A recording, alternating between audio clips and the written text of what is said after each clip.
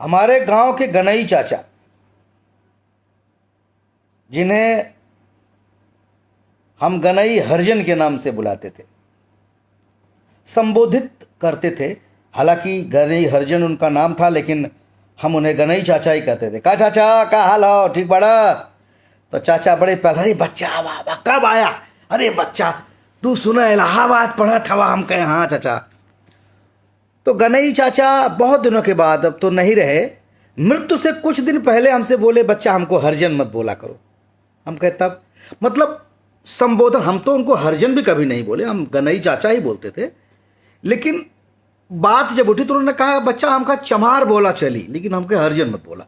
हम हालांकि वो बात के समझ ना पड़ी, लेकिन बचपन से लेके हमारे दादाजी और गनई चाचा हमारे ट्यूबवेल पर अक्सर मिलते थे। हमारे एक ट्यूबवेल गनई चाचा के दरवाजे पर है।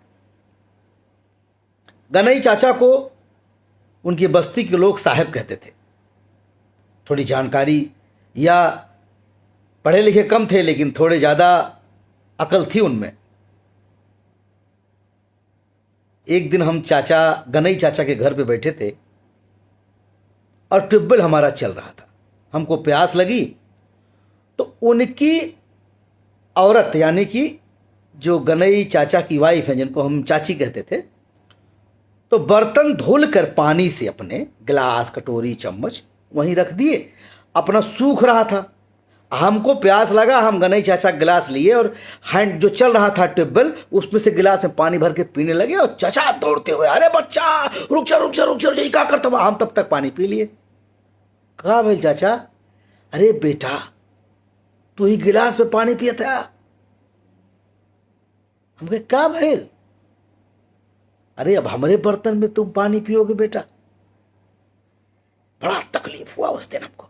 हम कहे काहे चाचा? ना बाबू, कुछ भी हो, तू ठाकुर हवा, हम लोगों से बड़ा हुआ।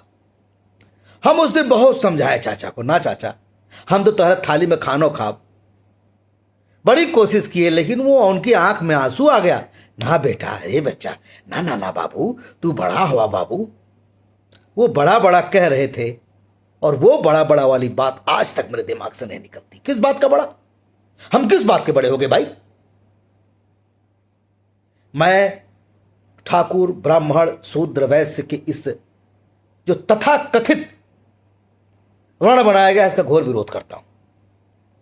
मैं सीधे जानता हूं, जिसके कर्म अच्छे हों वही ब्राह्मण है, वही क्षत्रिय है। शूद्र का मतलब क्या हुआ है? जिसके बुरे कर्म हो। मतलब चमार के घर में जो पैदा हुआ वो चमार ही रहेगा जीवन भर।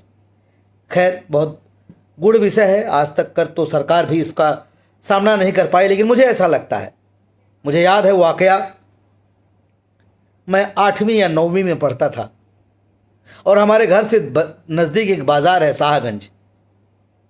मेरे पिताजी मेरी दवा करने के लिए, मेरे टॉन्सिल हो गया था, हमको ले गए थे और शाहगंज का जो चौराहा है वहीं से जीप पकड़नी थी घर वापस आने के लिए।